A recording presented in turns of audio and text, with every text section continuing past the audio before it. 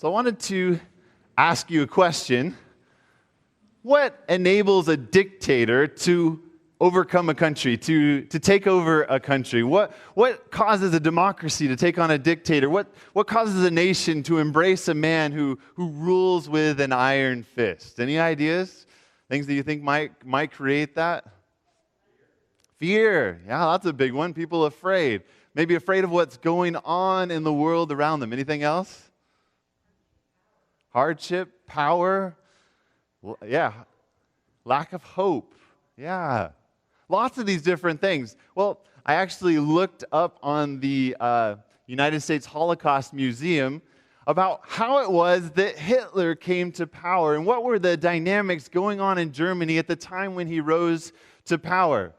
And they said this: he and the Nazi Party promised to create a strong Germany, to fix the economy and put people back to work, to return Germany to the status of a great European and even world power, to regain territory Germany had lost in World War I, create a strong authoritarian German government, and unite all Germans along racial and ethnic lines. Behind this, you see that there was some problems in Germany. Things weren't going the way that Germany wanted them to be going. And so it enabled for somebody to step in like Hitler and to say, I'm going to fix this for you. I'm the savior. You can follow me. And you find youth marching in the streets saying, Hail Hitler, and whatever else I don't know what they're saying. But they're saying these things following this guy who promised so much to them. What is it that enables somebody to create a following like that?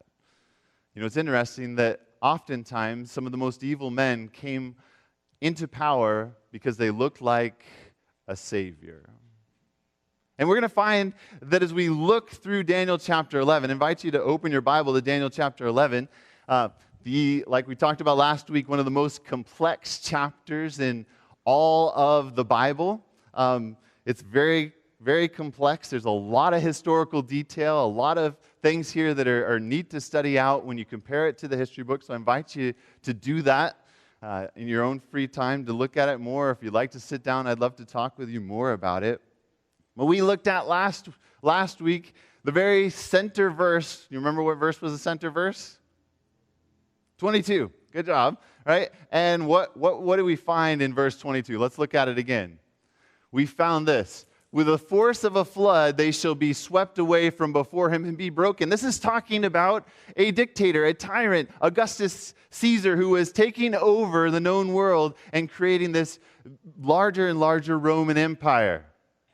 And then in the midst of this, at the end, it tells us what this prophecy really is designed to point us to. And also the Prince of the Covenant. The Prince of the Covenant would be broken. Jesus would be broken in the midst of this chaos and strife. Amongst the thousands and thousands of crosses that Romans erected, one of them had God himself on that cross, willingly laying down his life for you and me. And that is powerful. We saw last week that Napoleon said, you know what, I established, and Charlemagne and these other guys established a kingdom based upon force.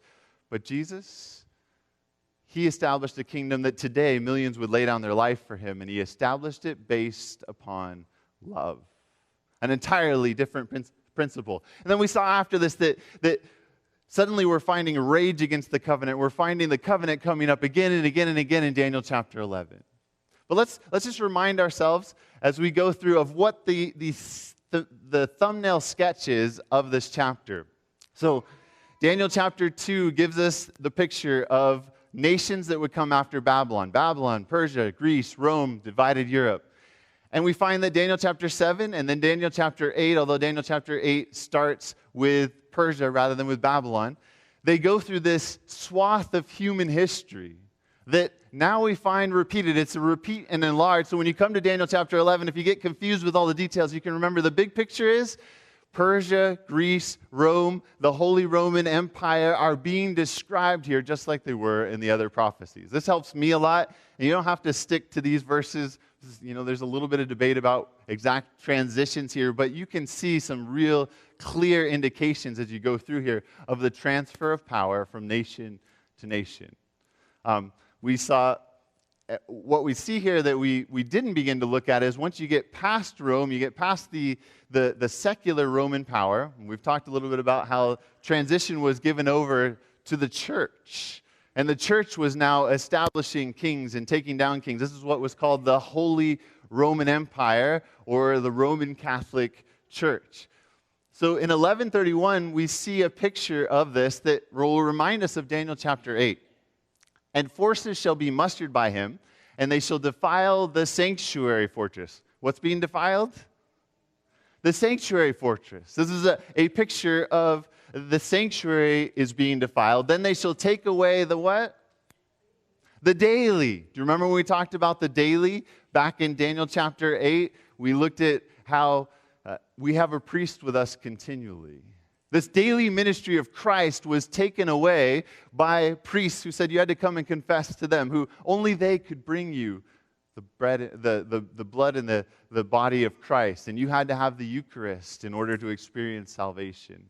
This intermediary between you and God, keeping you back from God, making distance from you and God. So here you have this picture again repeated in Daniel 11. They take away the daily and place there the abomination of desolation. Jesus, when he left the temple, he said, I'm leaving your house unto you desolate. Jesus has no part of this system of worship. And it's super important that we realize that not everything with the name Christianity on it represents who Jesus is. It's really important that we grasp that not everything with the name Christian on it represents Jesus. Verse 32, we saw last week, those who do wickedly against the covenant, he will corrupt with flattery. He's going to pull in more and more people who are against this covenant. We saw the covenant as God's promise made and promise kept in Jesus. And then we focus especially on this last week. But the people who know their God shall be strong and carry out great exploits. And thank you, Matt, for sharing last week about how this church family, through knowing God, I really enjoyed the message last week. If you missed it, it's on YouTube. Nothing compares, of how God is working to display his glory through a group of people like you, through Matt and his family, through knowing who God is. They will be strong. If you want to be strong in the end, it's not about knowing all the details about how to navigate things. It's about knowing Jesus. And the things he reveals to us can help. But the most important thing is knowing his character, recognizing him revealed in cover to cover in this book. Verse 33 then continues, and it says, and those of the people who understand shall instruct many. So talking about this group who really knows who God is, who recognize the character of God as revealed in Jesus, they'll instruct many, yet for many days they shall fall by sword and flame, by captivity and plundering. It's like, wait, time out. I just thought you said if you know your God, you're going to be strong and do great exploits. Why are they given to sword? Why are they given to flame? Why captivity? Why plundering? This is the history of God's people throughout the dark ages, as those who would stand for the right, who would say, no, we want to translate the Bible, would be burned at the stake. There's the Inquisition, this bloody history where millions and millions of people were persecuted and killed for simply wanting to do what's right. And it was all done in the name of Jesus. It was done with a cross. You have the Crusades where people are marching into different countries, including attacking Islam and destroying people in the name of Jesus. So this is a picture in these verses, starting in about 29 or 30, of the dark ages of Christian history. And you see this again in verse 36. Then the king shall do according to his own will.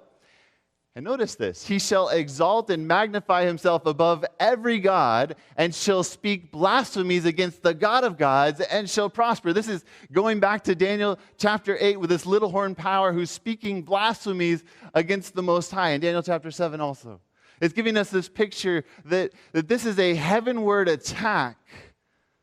But how does the enemy best attack heavenward? Sometimes we picture the Antichrist as being this power that looks really, really evil and who's saying, God is a terrible, and you need to stop believing in Jesus. But that's not the picture in the Bible. What's the picture? Let's go to 2 Thessalonians, which notice the very similar language here. This power is exalting and magnifying himself above every god, speaking blasphemies against the God of gods. Notice 2 Thessalonians chapter 2, verse 3. Let no one deceive you by any means, for that day, being the second coming when Jesus comes back, will not come unless the falling away comes first, unless people within the church begin to walk away from the truth. And the man of sin is revealed, the son of perdition, who opposes and exalts himself above all that is called God or that is worshipped, so that he sits as God in the temple of God, showing himself that he is God. You see, the greatest possible thing that Satan can do to get our hearts is to mischaracterize Christianity, following Jesus, to mischaracterize God's character itself. I mean, you think about it. If you are a church-going Christian who loves Jesus, are you tempted to walk into a seance and to worship the devil? Are you tempted when you see all the craziness and the filth and the immorality in the world around you? These things, they appall us. But Jesus said that there would be many false Christs and many false prophets. If possible, even the very elect would be deceived. What is it that deceives the very elect? It's when somebody shows up in the name of Jesus. It's when somebody shows up and says they're doing it for the cross, they're doing it for righteousness, but in reality, they're wolves in sheep's clothing, to use another phrase from the New Testament. So we have in the Bible here this picture of what the king of the north is like. That's the phraseology in Daniel 11. It says there's the king of the north and the king of the south. And I should have put a map up here, but just picture this. If you had a map of the Mediterranean, there's the coast of the Mediterranean, and Israel is right in the middle between the path that Babylon would have to take, coming from the east and then going around. It would have to go around the desert, come down from the north, through Israel to get to Egypt if it wanted to go to the south. So the king of the north is pictured as Assyria, it's pictured as Babylon, it's pictured as these powers from the north. And then there's the king of the south, which early in the chapter refers to Egypt and to specifically the pharaohs. And there's some fascinating information. You'll even find like Cleopatra in Daniel chapter 11. You find details about different pharaohs in Daniel chapter 11. It's fascinating stuff that is here that was predicted in Daniel chapter 11. But then you see what's happened here with the king of the north. Babylon has taken on no longer a regional geographical place, but now it's actually a spiritual power that is working to attack God's throne and to establish itself in God's temple. Is this making sense? So when we look at the king of the north, as we get to the latter part of the chapter, we're seeing he's not operating in the same geographical sense. He's now operating on a spiritual and larger, even larger scale. Because think about it like this. Which is more powerful? The one who has a massive army, or the one who can tell the general and the king of that army that, hey, I'll condemn you to hell forever and ever. You'll burn forever and ever if you don't get your army to fight for me. If somebody actually believes in what this guy is saying, he has far more power. He doesn't need an army. All he's got to do is harness falsehood and threatening, and he suddenly has all types of control. So we see this back and forth in Daniel chapter 11, the king of the north and the king of the south. It's called that because God's people, where are they? They're right in the middle. They're caught in the middle between these two tyrants, the king of the south and the king of the north, and they're warring back and forth, and God's people are stuck in the middle of it. Do you ever feel like that? You watch the news and you're like, oh man, they're crazy, and where's Bible-based society today? Well, how do I find my way in the midst of the crazies on either side? The king of the north versus the king of the south. But notice, verse 40 gives us a clear indicator of where we are in history. It says, at the time of the end. When we get to things finally wrapping up, which if you look at this in clarity, we saw the 1260-year prophecy lasted until 1798. And that's the time frame that you find this taking place. At the time of the end, the king of the south shall attack him. We have the French Revolution that took place, and you have suddenly the power that had held sway through Christianity is suddenly dethroned. The Pope is taken away from his seat, and no longer does the church have the authority because of this power that comes in. In fact, let's look a little bit more at what this king of the south is all about. King of the south is usually referred to as Egypt in the Bible. The Great Controversy, page 269, describes it this way. Of all nations presented in Bible history, Egypt most boldly denied the existence of the living God and resisted his commands. No monarch ever ventured upon more open and high-handed rebellion against the authority of heaven than did the king of Egypt. You remember in Exodus chapter 5? Remember when Moses came and he said, Yahweh has said, set my people free? And Pharaoh says, who is Yahweh? Who is the Lord that I should obey him, his voice to let Israel go? I do not know the Lord, nor will I let Israel go. This bold this bold ability to not even care who God is. I don't care who your God is. I don't know him. What's he going to do to me? Angel Rodriguez, in his paper, I encourage you to check it out. You can find it online. Daniel 11 in the Islam interpretation says this: while the king of the north is interested in Yahweh and in occupying his place, usurping his role, the king of the south simply does not care. Does that describe the world today? I mean, when you go and you try to share with somebody about Jesus, there's a whole lot of apathy, a whole lot of, I don't care about your God.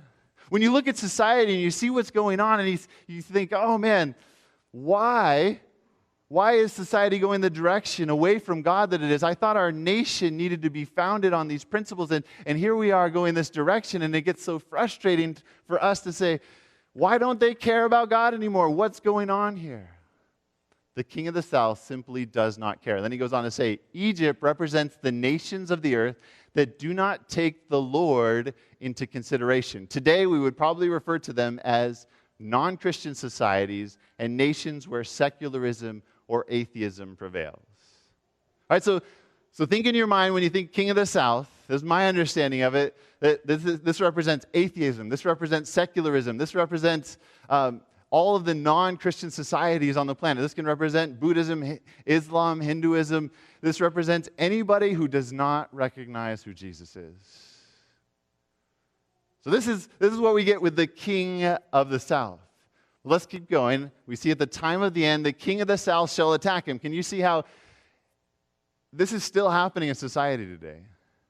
I mean, when we get to an election, sometimes we're beginning to ponder things in our mind of like, hey, how do we fix society's problems? And really, it's this problem with as Christians, we tend to look at secularism and atheism and all of these other isms that are creating problems for us. The king of the south comes and attacks the king of the north.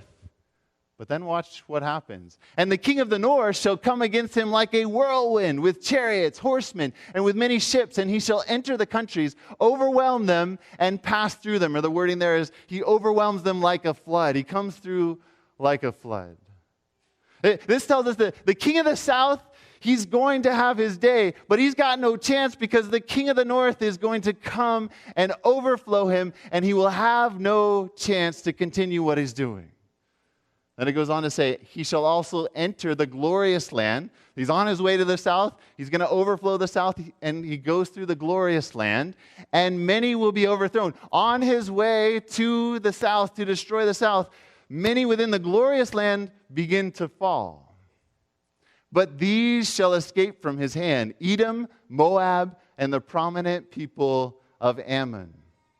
Then verse 42, he shall stretch out his hand against the countries, and the land of Egypt shall not escape. This king of the south, does that give you any hope today? Does that give you any courage today to know that, you know what, the current condition of society is not going to go on the way that it is?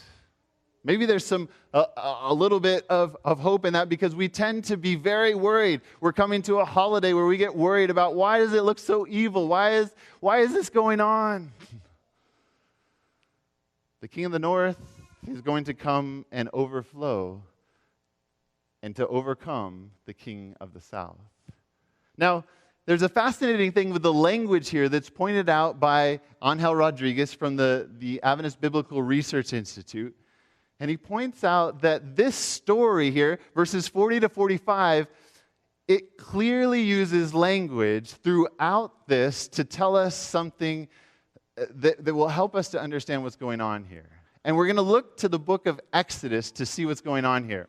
First of all, it's going to tell us about the land of Egypt. And I believe that's verse 42. The land of Egypt. This is a term that is used most frequently in the book of Exodus. Repeatedly used in the book of Exodus. Most frequently in the book of Exodus. Then it tells us that the King of the North is going to stretch out his hand towards the King of the South. We find in Exodus that God says he's going to stretch out his hand towards Egypt and strike Egypt. There's the language of water. Do you remember in the story of Exodus how much water is involved? Especially, God uses water to defeat the Egyptian army in the end. And we just saw that the King of the North comes like a flood to overflow all of the King of the South and the other countries.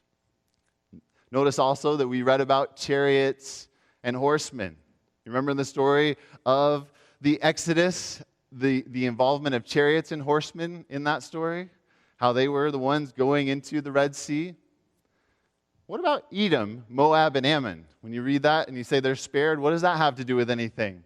You remember when they were leaving and going into the wilderness and when they're going towards the promised land, they're told to spare 3 nations and 3 nations only. What nations were those? Edom, Moab, and Ammon were spared. These are the nations that were not a part of their conquest after leaving the land of Egypt.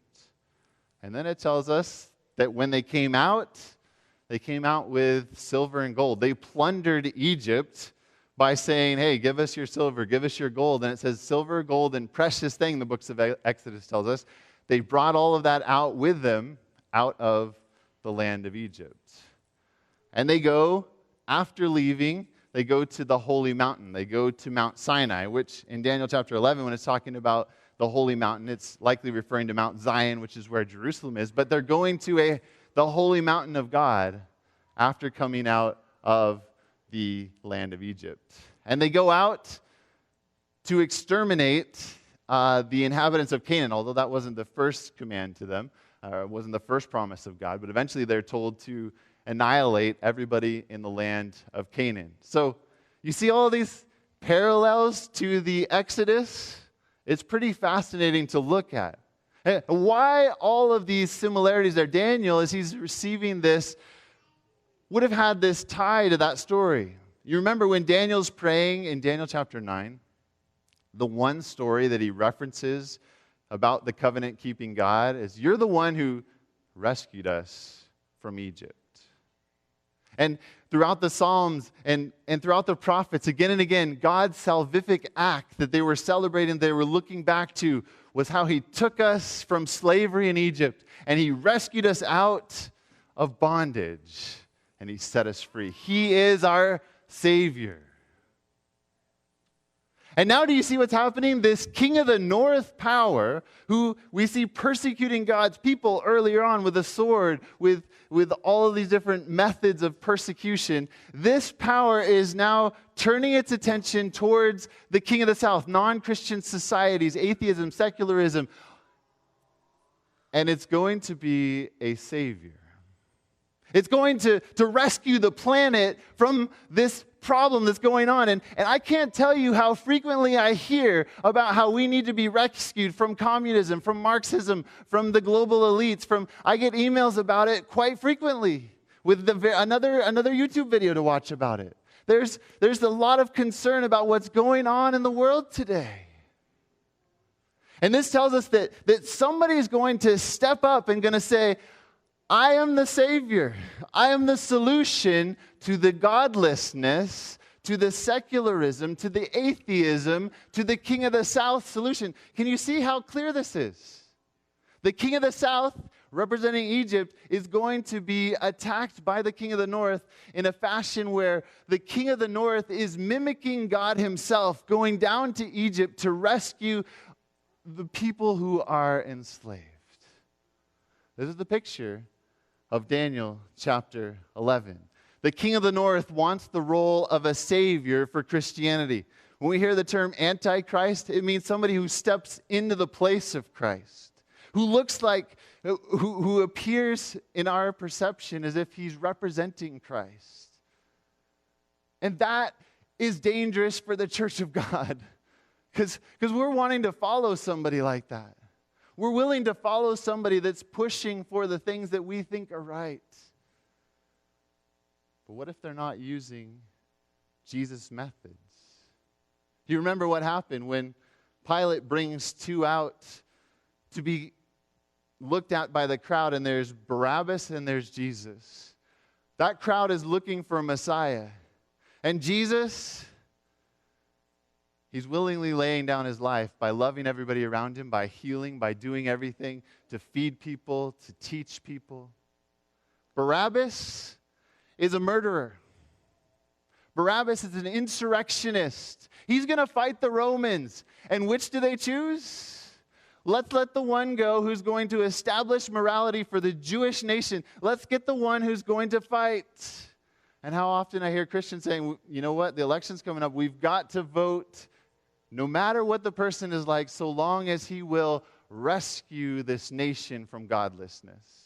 And that is a dangerous trap, because the King of the North appears in the form of Christianity itself. This doesn't mean that we should not vote according to Christian morals. We absolutely should. This doesn't mean that I should not vote for Christians. Obviously, I hope that Christianity becomes more and more in favor in this country in a good way, with true Christianity, with God's character being revealed. The Great Controversy tells us this. You remember when it talks, well, we'll get into that in a second. In these churches, which he can bring under his deception, talking about Satan, power, he will make it appear that God's special blessing is poured out. There will be manifest what is thought to be great religious interest. There will be this great religious interest going on among the Protestant churches. Multitudes will exalt that God is working marvelously for them when the work is that of another spirit under a, what is it? Under a communist, guys? Under a secular, guys? Under a Marxist, guys? Under a religious guise, Satan will seek to extend his influence over the Christian world. This is what draws us in. This is what we're attracted to. This is what could even deceive the very elect, were it possible. It goes on in verse 42, he will stretch out his hand against the countries, and the land of Egypt shall not escape.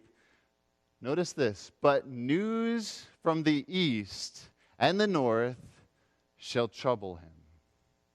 He's in the midst of this, establishing a form of Christianity, establishing this, when what is it that troubles him?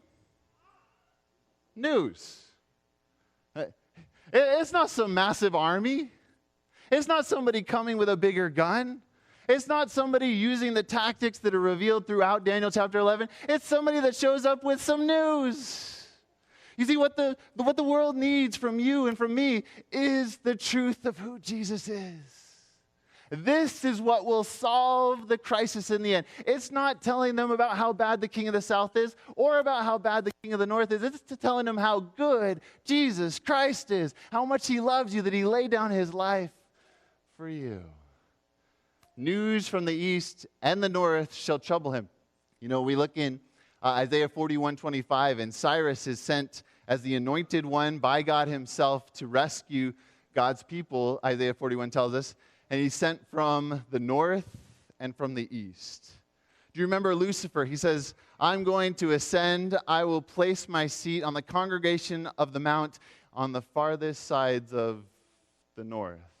The north and the east. The east is where the Mount of Olives is from the temple. The east and the north are where Jesus comes from, where God comes from. This is the picture that there's good news that's going to come from Jesus. And you and I have the privilege of taking this to the world. We have the privilege of solving this back and forth, this craziness that's going on in the world, by simply sharing the goodness of God, by simply sharing who Jesus is. Therefore, he shall go out with great fury to destroy and annihilate many. He's going to get super upset by this, and he's going to go back towards the promised land, seeking to destroy those who are giving this good news. Welfare Ministry, page 137, says it this way: as religious aggression subverts the liberties of our nation, as a religious aggression, pushing people into a religious box, subverts the liberties of our nation, those who would stand for freedom of conscience will be placed in unfavorable positions. He will go out with great fury to destroy and annihilate many. And then notice this, verse 45. And he shall plant the tents of his palace. You remember what God had the Israelites make in the wilderness by the glorious mountain? A tabernacle, a tent, so that he could dwell right with them. He said, I want to be king right in your midst. They go, the king of the north goes with his armies up to the glorious mountain, and he pitches his tents in the midst of his armies. But notice where it is, between the seas and the glorious holy mountain. What does seas represent in Bible prophecy? People. You can look at Revelation 17 to see that. They represent people and multitudes and nations. You see what's going on here? There's the glorious holy mountain. Who would that represent? Jesus. It would represent those who are reflecting Jesus. It would represent God's people. And then there's the mass of society. There's people. And in between is where the king in the north is. Hang on, you're spreading this news and people are coming to Jesus. I got to put a stop to this. I'm coming in between. That's the goal of Satan, to be in the temple of God, to be worshiped as God. I'm coming in between the good news and humanity. Well, you know, unfortunately, we've seen a lot of craziness go on in the name of Christ over history. Recently, I was reading about a particular priest who writes about what was taking place in the West Indies as the indigenous people were being converted. And this is a painting of what an example of what would happen. But they were told to convert or else be dismembered. Lose your hand, lose your nose. And the priest who's writing about this, who later, he started off in this direction, but he later recanted of this and began to work against this type of persecution. Bartolomé de las Casas, in his A Short Account of the Destruction of the Indies, he said, the chief, at one point, one of these chiefs who is being told convert or experience this torture, without any further deliberation told him he had no mind to go to heaven for fear of meeting with such cruel and wicked company, Christians as they were. Now, I don't want to go to heaven. Instead, he said, but would much rather choose to go to hell, where he might be delivered from the troublesome sight of such kind of people. This is a picture of the king of the north puts himself in between people and God to misrepresent what God is like. God doesn't use these type of coercion and force and manipulation. But we find this in modern society. Richard Dawkins, a famous atheist who's written The God Delusion, says an institution guilty of inquisitions, that's where millions of people were killed by the church, protecting child rapists, homophobia and misogyny, has moral authority. Makes sense. Sarcastic remark, but maybe it's based upon a false version of Christianity.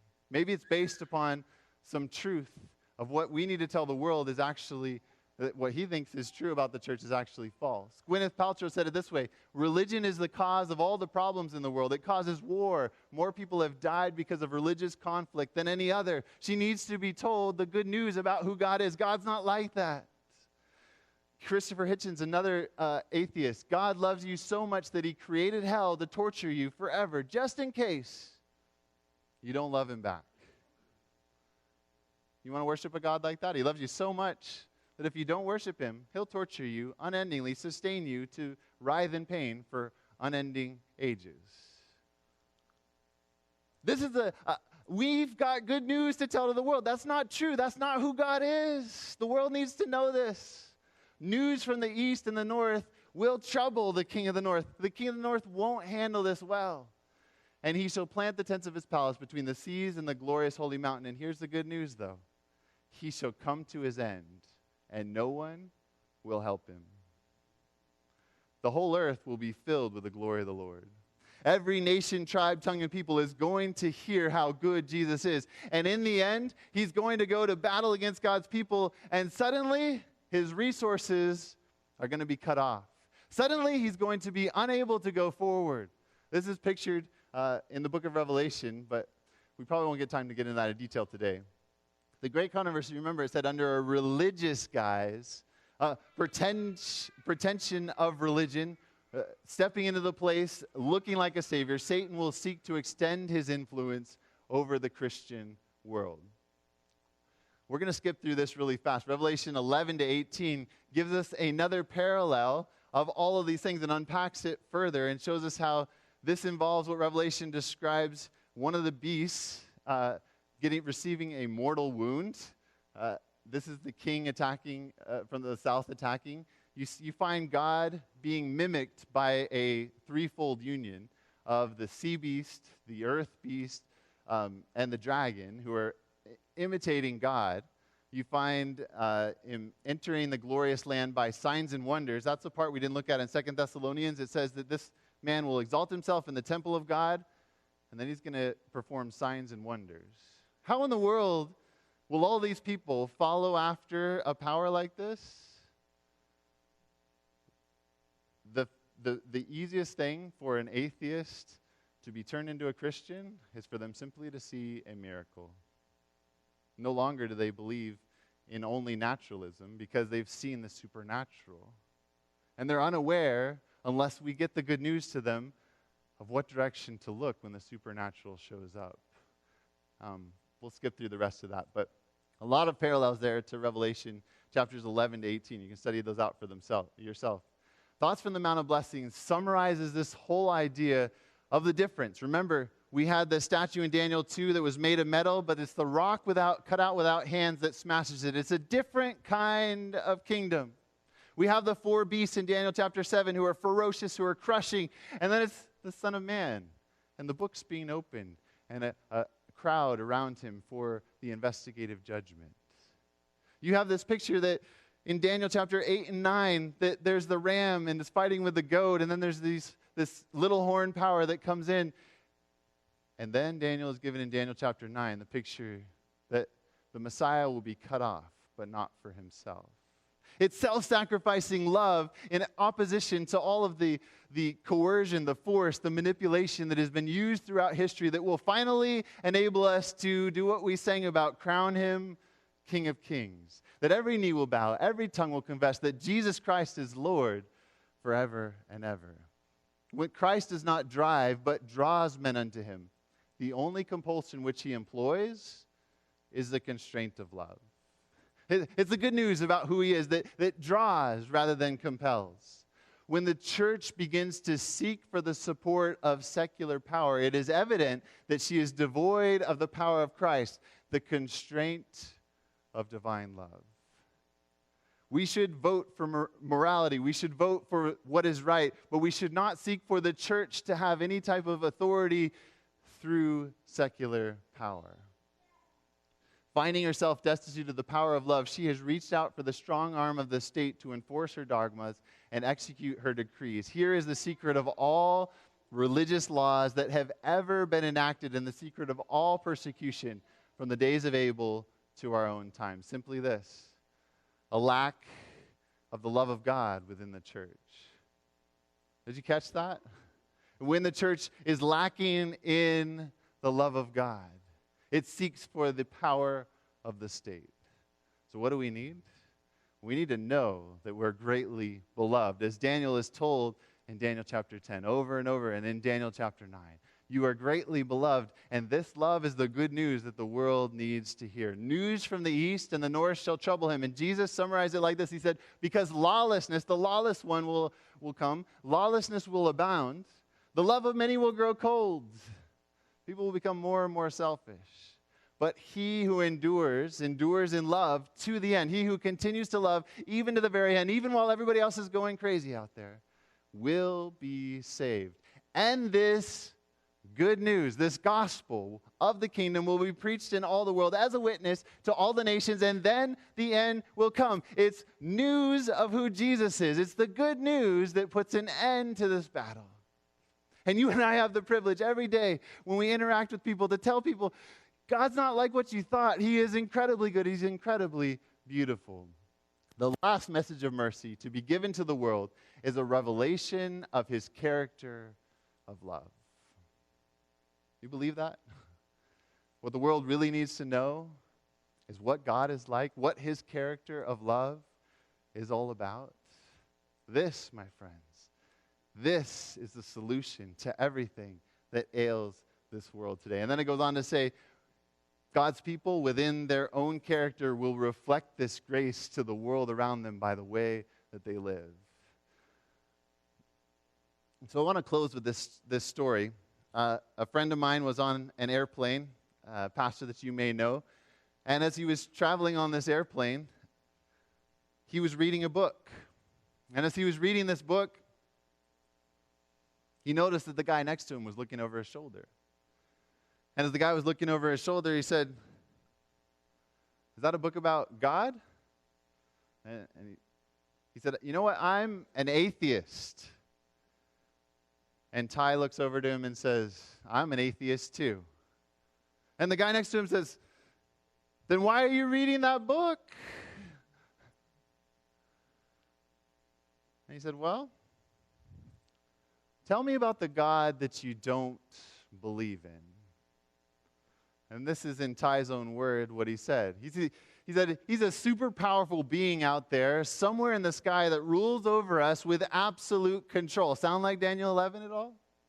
Before we're even born, God decides who gets to go to heaven and who's going to burn in hell forever. Of course, we have no say in the matter. It's all utter nonsense. I agree. How about you? That's some craziness right there. And we're supposed to love this tyrant. I don't even like him. I think liking someone has got to come before loving them. It's more like a monster than God. And so Ty told him, "Well, yeah, I'm an atheist too. All those things that you just described about God, those are true. That God does not exist. You're absolutely right." But then he said, but could I engage you for a second on this thought? What if the exact opposite of that God existed? What if the God who exists is actually perfectly good? What if the God who does exist is nothing like popular opinion portrays God to be? What if God really is love in the strongest and most beautiful sense imaginable? What if God himself would lay down his life for you? Because he loves you more than his own existence. Friends, we have good news to share with the world. I encourage you to fix your eyes on Jesus, to focus on this good news that alone can finish this incredibly intense conflict that this world is in. Keep your eyes fixed on Jesus, because there's a whole lot of people out there. Yes, they're immersed in secularism. They may be atheists. They may be filled with all these crazy beliefs. But could it be that they're running from a God who does not exist? And they need you to introduce them to the God who actually exists and who loves them more than his own existence. Let's invite you to bow your heads with me. And as you do, just to ask God, first of all, God, is there anything in my own heart that keeps me from seeing you clearly, from loving you and recognizing your love for me?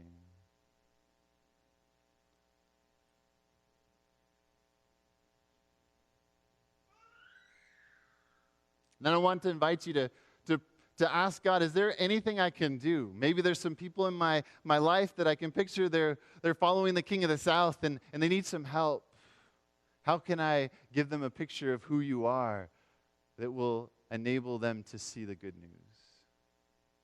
Or maybe you can picture some people that are following the King of the South and you want to ask God, how can I help them see that God's not like that?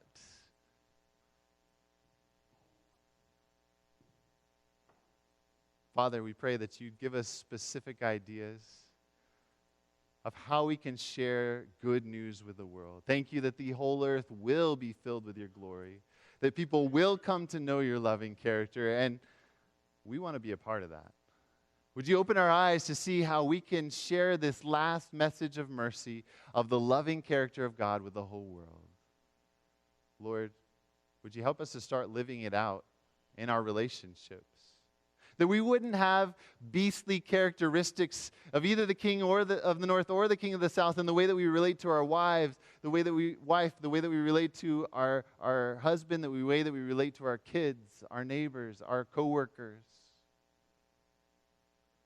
Father, would you fill us with your Holy Spirit so that we can represent the God of love that you are, so that that good news just overflows out of our hearts because it's become a reality for us. Thank you for the covenant of peace. Thank you for the Prince of the Covenant. Thank you for who you are and your faithfulness. In the name of Jesus I pray. Amen.